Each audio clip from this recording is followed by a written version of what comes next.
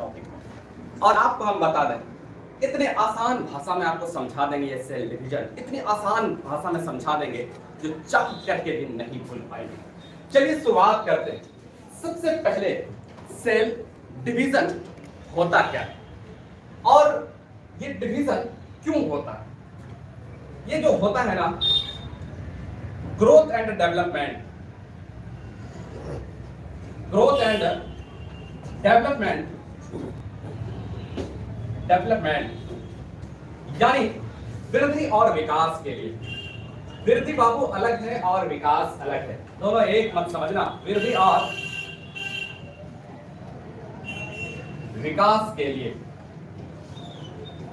Cell division क्यों होता है, वृद्धि और विकास के लिए। अब जरा एक बात समझने वाली बात है, यहां से जरा समझिएगा विकास क्या होता है और वृद्धि क्या होता है। वृद्धि है ना, एक समय के बाद वृद्धि रुक जाती है और विकास जो है ना, ये हमेशा चलता ही रहता है। अब दोनों के बीच फर्क क्या है, इस चीज को जरा समझिएगा।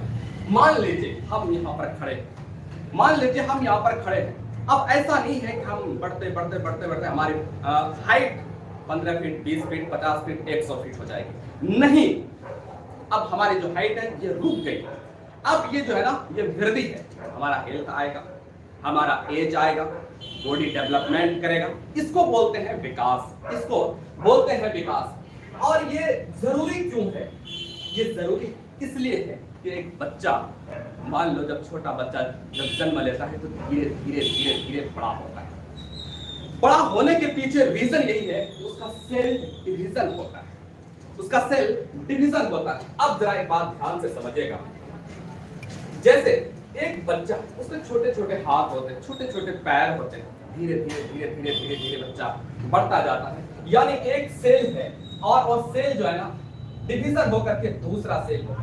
यानी ये वाला समझने वाली बात यहाँ पर ये है कि जैसे फॉर एग्जांपल ये एक कमरा है, ये एक रूम है, ये एक कमरा है, और ये कमरा अगर हम डिवीजन करेंगे तो छोटा होगा कि नहीं होगा। यहाँ पर अगर मान लो 4, यहाँ ये भी डिवीजन कर दे, इधर भी डिवीजन कर दे, तो क्या हो गया, कमरा जो है ना छोटा हो गया। लेकिन सेल जो है ना, ये सेल जो है ना, जो डिवीजन जो होता है वो छोटा नहीं होता बल्कि बराबर होता है।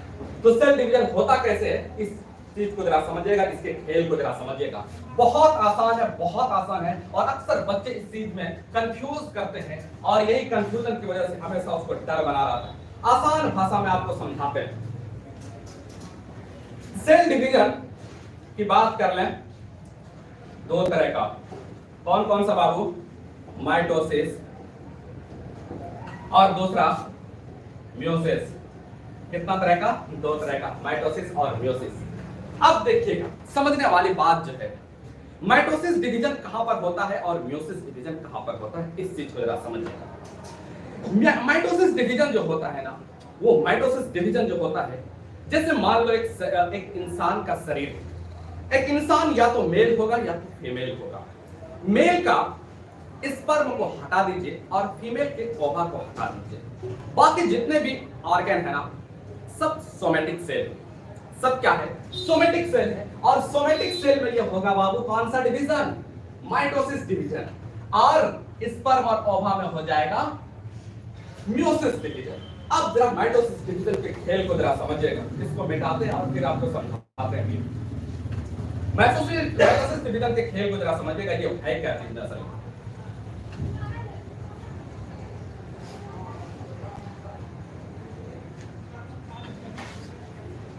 अब जरा यहां पे समझिएगा माइटोसिस डिवीजन को। बाबू यहां पर आएंगे और ये हो जाएगा इंटरफेस, इंटरफेस, और यहां पर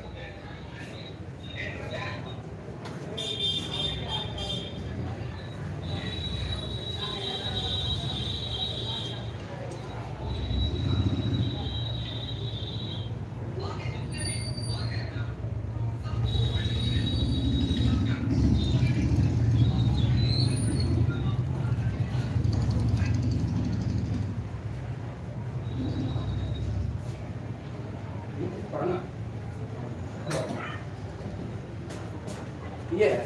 चलो अब जरा बाबू इस चीज को जरा समझिएगा। इंटरफेज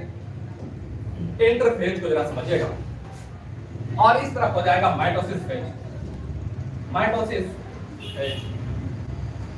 अब जरा देखिए, अब ये मेन रोल जो होता है ना, यही होता है इंटरफेस का। एसएससी की बात कर ले, आरआरबी की बात कर ले, या यूपीएससी को छोड़ करके हर एग्जाम में इससे प्रश्न बनते हैं। और बाबू यहाँ पर अगर हम कलम रोक देंगे ना, इससे ज्यादा एसएससी को औकात नहीं है कि इससे ज्यादा क्वेश्चन आपसे पूछेगा, हो ही नहीं सकता। या पर सिर्फ इसको जो याद करना है ना बाबू, ये 95% याद रखना इंटरफेस में। अब ये इंटरफेस के खेल को जरा समझिएगा। जैसे फॉर एग्जांपल हम बात कर लें, जो ये जो सेल होती है ना, ये सेल, ठीक है, और बगल में जख्म हो गया, ठीक है, ये खाली हो गया। ये सेल जब डिवीजन करेगा, जैसे फॉर एग्जांपल इसको डिवीजन जब करते हैं तो ये अगर डिवीजन करते हैं तो ये सेल जाहिर सी बात है ये छोटा होगा, ये छोटा होगा।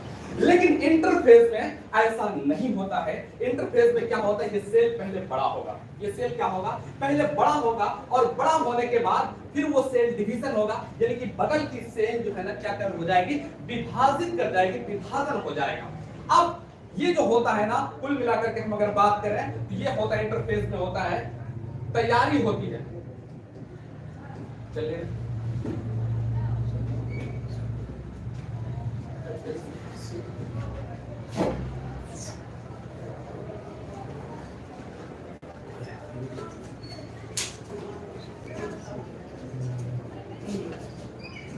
बहुत बेहतरीन सर, बहुत बेहतरीन। नमस्कार नमस्कार जी, मैं डॉक्टर देवराज हर्ष।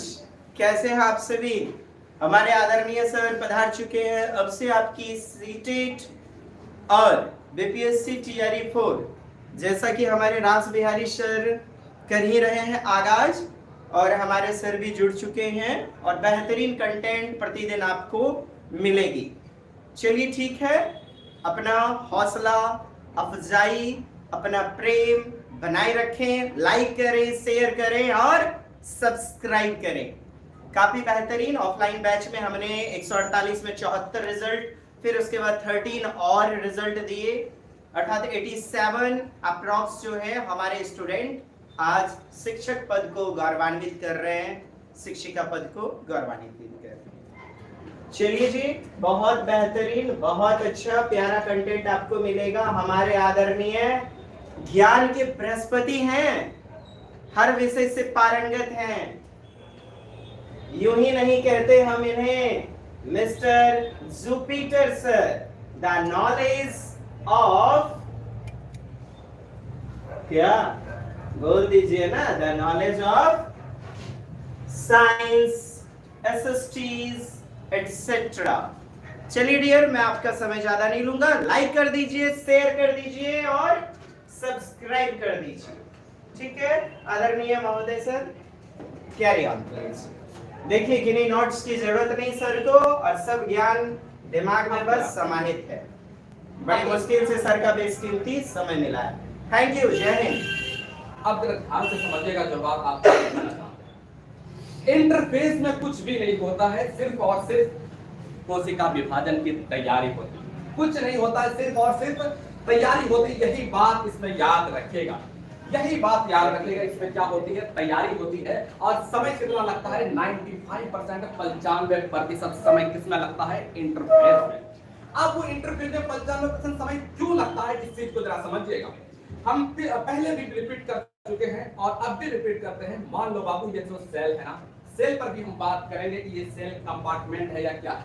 बहुत आपने सेल की वीडियो देख ली होगी, बहुत देख ली होगी वीडियो, लेकिन आपको यहाँ से बिल्कुल अलग और डीपली मिलेगा। कितना टफ कर ले क्वेश्चन, कितना भी टफ कर ले, लेकिन आपसे हर सवाल बनेगा। ये जो है ना सेल एक कंपार्टमेंट है, इसकी इस पर भी हम चर्चा करेंगे। कंपार्टमेंट क्यों है और इस सेल को जिंदा रखने के लिए क्या चाहिए। जैसे फॉर एग्जांपल हम अगर जिंदा तो हम जो ना बाहर ऑक्सीजन भी लेते हैं और उत्सर्जन भी करते हैं, ये बात आप जानते हैं बहुत अच्छे से। लेकिन यहाँ पर जो है ना, ये जो सेल है ना, ये बगल की ये जो सेल है ना, ये सेल क्या करना है, इस सेल को डिवीजन होना है, विभाजन होना है। जब विभाजन होना है ना, तो सेल पहले बड़ा होगा। सेल क्या होगा, बड़ा होगा। कहां पर, इंटरफेस में सेल बड़ा होगा और वही सेल फिर डिवाइड कर जाएगा और इसी साइज का हो जाएगा। फॉर एग्जांपल देखते होंगे आप, जैसे ये पर यहाँ पर जख्म हो गया, यहाँ पर जख्म हो गया या कट गया या कुछ हो गया, जहां पर जख्म जब हो गया तो बगल की कोशिका जो है ना विभाजित होकर के यही इसी तरह से सेम वैसा ही हो जाता है। आप देखे होंगे बहुत, अगर कभी ना कभी हाथ आपका जरूर कटा होगा या पर कहीं पर जला जरूर होगा। ऐसा नहीं होता है यहाँ पर कि यहाँ पे काटा और यहाँ से एक उंगली निकल आई, यहाँ पे काटा यहाँ पर एक आंख निकल आया, ऐसा नहीं होता है। बल्कि क्या होता है, सेम उसी तरह से फिर से हो जाता है। इसका मतलब सीधा सीधा सा ये हुआ कि बगल की सेल जो है ना क्या हुआ, विभाजन हो गया। बगल की सेल जो है ना क्या हुआ, डिवीजन कर गया। और ये जो होता है ना कोशिका विभाजन की तैयारी किसमें होती है बाबू, इंटरफेज में होती है। किस फेज में होती है, इंटरफेज में होती है।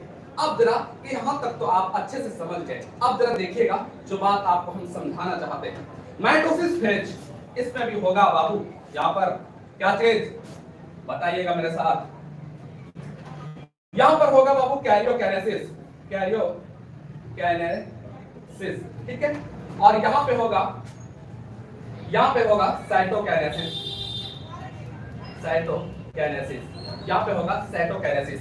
साइटो जो होता है ना, आप जानते हैं ये साइटो एक बायोलॉजिकल नेम है, समझ गए बात को।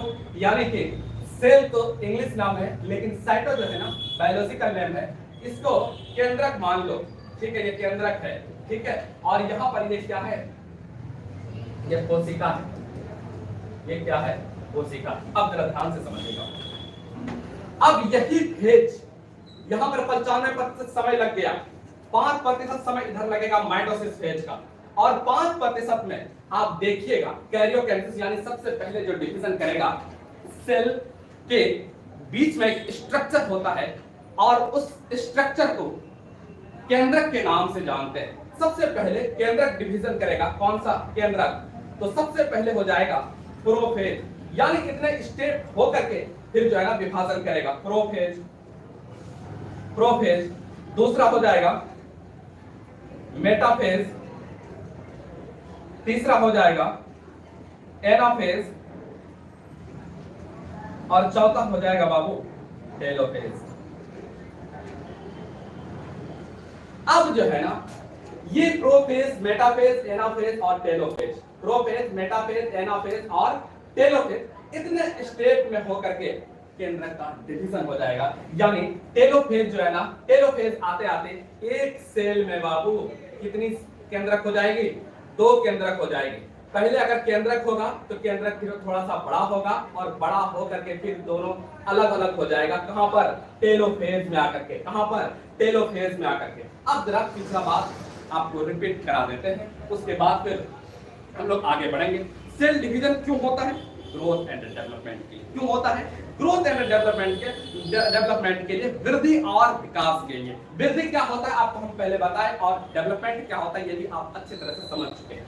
ग्रोथ एंड डेवलपमेंट के लिए अब जो होता है ना सेल डिवीजन 2 तरह का, कौन कौन, माइटोसिस और म्यूसिस। माइटोसिस डिवीजन कहां पर होगा, सोमेटिक सेल में। सोमेटिक सेल किसको कहते हैं, मेल के स्पर्म को हटा दीजिए, फीमेल के ओवा को हटा दीजिए, बाकी जितने हैं सब सोमेटिक सेल है। और जब सब सोमेटिक सेल है, सोमेटिक सेल में कौन सा डिवीजन होगा, सबसे पहले माइटोसिस डिवीजन में इंटरफेज आएगा, यानी कि सेल की तैयारी होगी। क्या होगी, सेल विभाजन की तैयारी होगी, बड़ा होगा, और बड़ा होने के बाद फिर वो क्या करेगा, डिवीजन करेगा। तो 95% डिवीजन जो होता है ना बाबू, किसमें होता है, इंटरफेज में। अब माइटोसिस फेज में एक तरफ 95% यहाँ पे तैयारी हो चुकी है। अब बाकी जो बचा ये माइटोसिस फेज, और ये माइटोसिस फेज में सबसे पहले जो विभाजन होगा बाबू वो होगा केंद्रक में। कहां पर, केंद्रक में, सबसे पहले केंद्रक में। और केंद्रक में कितने स्टेप में होगा, सबसे पहले प्रोफेज में आएगा, फिर आएगा मेटाफेज में, फिर आएगा एनाफेज में, फिर आएगा टेलोफेज में। और टेलोफेज आते आते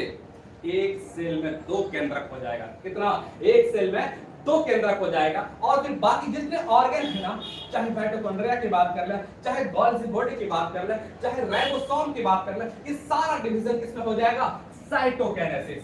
माइटोसिस डिवीजन खत्म, माइटोसिस डिवीजन खत्म। अब आइए म्यूसिस की बात कर लेते हैं, म्यूसिस की बात कर लेते हैं।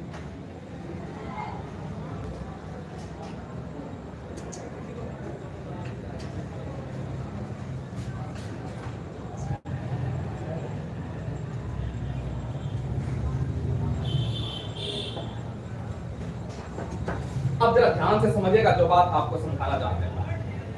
आप जब एनसीईआरटी की बुक जब पढ़ते हैं ना, पढ़ते पढ़ते कंफ्यूज हो जाते हैं। कंफ्यूज कहां पर होते हैं सेल डिवीजन में, आपको बताते हैं कंफ्यूज कहां पर होते हैं। प्रोफेज, मेटाफेज, एनाफेज और बाबू टेलोफेज की बात कर रहे हैं। इसके बारे में हम लोग क्या समझे, ये केंद्र का विभाजन है, यही तो समझे, केंद्र का ये विभाजन है। इतने स्टेप में होगा, पहले प्रोफेज होगा, मेटाफेज होगा, एनाफेज होगा और टेलोफेज होगा। अब जरा देखिएगा, पढ़ते पढ़ते जब आप यहां पर पहुंचते हैं ना, प्रोफेज 1, मेटाफेज 1, एनाफेज 1, टेलोफेज 1, यहां पर सबसे ज्यादा दिक्कत आपको होती है। आपको ये समझ में ही नहीं आता है, ये यहाँ पर 1 क्यों लिखा, 1 क्यों लिखा, 1 क्यों लिखा, 1 क्यों लिखा।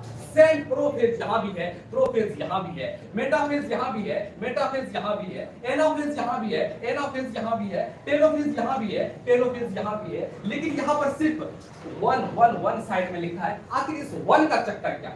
तो याद रखिएगा बाबू, जब भी 1 की बात आएगी ना, समझ जाएंगे हम लोग किसकी बात हो रही है, मियोसिस की बात हो रही है। किसकी बात, मियोसिस की बात हो रही है। और मियोसिस डिवीजन कहां पर होता है, मियोसिस डिवीजन पर कहां पर होता है, स्पर्म और ओवा में। कहां पर, स्पर्म और ओवा में। अब जरा इस चीज को जरा समझिएगा, ये जो है ना mitosis division, prophase, metaphase, anaphase, telophase, सिर्फ ये देखिएगा तो बात समझ जाइएगा कि माइटोसिस डिवीजन की बात हो रही है, यानी पूरे शरीर के स्पर्म और ओवा को छोड़ करके सेल, कायिक कोशिका यानी सोमेटिक सेल में ये वाला डिवीजन होता है, इतने स्टेप में होता है। और प्रोफेज में 1, एनाफेज 1, मेटाफेज, एनाफेज और टेलोफेज 1 की जब बात होगी तो बात समझ जाएंगे हम लोग, म्यूसिस की बात हो रही है। और म्यूसिस कहां पे विभाजन होता है, स्पर्म और ओवा में। एसएससी का जो औकात, एसएससी का औकात है, म्यूसिस डिवीजन में आपसे पूछेगा ये वाला प्रश्न आपसे पूछेगा, प्रोफेज, ये वाला नहीं पढ़ना है, ये वाला नहीं पढ़ना, ये वाला नहीं पढ़ना, इससे सवाल बनेगा ही नहीं, इससे सवाल पूछेगा ही नहीं। ये वाला सबसे ज्यादा इंपॉर्टेंट है, सबसे ज्यादा इंपॉर्टेंट है, जो अच्छे धुरंधर स्टूडेंट को रोक देता है और गलत जवाब बना करके आता है। इसमें क्या होगा, जरा इस चीज को जरा समझिएगा। ये स्टेप सबसे ज्यादा इंपॉर्टेंट है म्यूसिस में, सबसे ज्यादा इंपॉर्टेंट है, सबसे ज्यादा इंपॉर्टेंट क्या है। लेप्टोटीन का नाम सुने होंगे, जाइगोटीन का नाम सुने होंगे। ये 4 स्टेप होता है किसमें, प्रोफेज 1 में। प्रोफेज 1 कहां पर होगा, प्रोफेज 1 म्यूसिस में होगा। म्यूसिस कहां पर होता है, म्यूसिस डिवीजन स्पर्म और ओवा में होते हैं, स्पर्म और ओवा में होते हैं। और यहां पर होगा लेप्टोटीन, जाइगोटीन, पैक्टिन, डाइकिनेसिस। और यही 4 ऑप्शन दिया आता है और यही में बच्चा कंफ्यूज कर जाता है, डर जाता है देख करके, जाइगोटिक, पैक्टिन और डाइकिनेसिस है क्या। डाइकिनेसिस की जब भी बात होगी तो समझ जाना बाबू, प्रोफेज 1 की बात हो रही है। इसलिए कि मेटाफेज, एनाफेज, टेलोफेज कभी प्रश्न इससे पूछेगा ही नहीं। लिख के ले लीजिए, इससे प्रश्न नहीं बनता है, नहीं बनता है, नहीं बनता है। सेल डिवीजन कितना आसान, आसानी से समझ गए। फिर से एक बार मेरे साथ रिवीजन करिएगा। सेल डिवीजन क्यों होता है, ग्रोथ एंड डेवलपमेंट के लिए। या अगर सेल डिवीजन नहीं होगा तो अभी बच्चा बड़ा नहीं हो पाएगा, बच्चा बड़ा तो नहीं हो पाएगा। यानी कि समझिए कि हम लोग भी डिवीजन नहीं होता तो ये एक सेल डिवीजन जो होता है ना, ग्रोथ एंड डेवलपमेंट के लिए। क्यों ग्रोथ एंड डेवलपमेंट के लिए। सेल डिवीजन कितना तरह का, 2 तरह का, माइटोसिस और मियोसिस। सेल डिवीजन 2 तरह का, माइटोसिस और मियोसिस। अब जरा समझिएगा सेल डिवीजन, माइटोसिस का क्या प्रोसेस है। एक तरफ इंटरफेज होगा, दूसरे तरफ माइटोसिस फेज होगा। इंटरफेज में क्या होगा, कोशिका विभाजन की तैयारी होगी। माइटोसिस फेज में साइटोकिनेसिस। कैरियोकिनेसिस में क्या होगा, कैरियोकिनेसिस में 4 फेज, ये वाला 4 फेज होगा। कैरियोकिनेसिस का मतलब ये केंद्रक का विभाजन होगा। और यहां पर आते आते एक सेल में 2 केंद्रक हो जाएंगे। अब ये खत्म हो गया। बाकी जो सेल बचेगा, बाकी जो सेल के ऑर्गन बचेंगे वो साइटोकिनेसिस में खत्म हो जाएगा। यहां पर माइटोसिस डिवीजन खत्म हो गया। और मियोसिस डिवीजन जब स्पर्म और ओवा में जब विभाजन होगा ना बाबू, प्रोफेज 1, मेटाफेज 1, एनाफेज 1 और टेलोफेज 1। जब भी दिखेगा 1 1 लिखा हुआ दिखेंगे तो समझ जाना इस या तो स्पर्म में विभाजन हुआ है या तो ओवा में विभाजन हुआ है। कौन सा विभाजन? म्यूसिस विभाजन, जिसको हिंदी में अर्धसूत्री कहते हैं। और उसके बाद अगर ये वाला लेप्टोटीन, जाइगोटीन, पैक्टीन, डायकाइनेसिस अगर ये सब अगर होगा ना बाबू, ये सब अगर होगा ना तो समझ जाना प्रोफेज 1 की बात हो रही है। क्लियर? अब जरा एक बात और समझिएगा ध्यान से। कहता है कि मान लो ये वाला जो सोमैटिक सेल है, पूरा शरीर सोमैटिक सेल है, ठीक है। अब ये सोमैटिक सेल में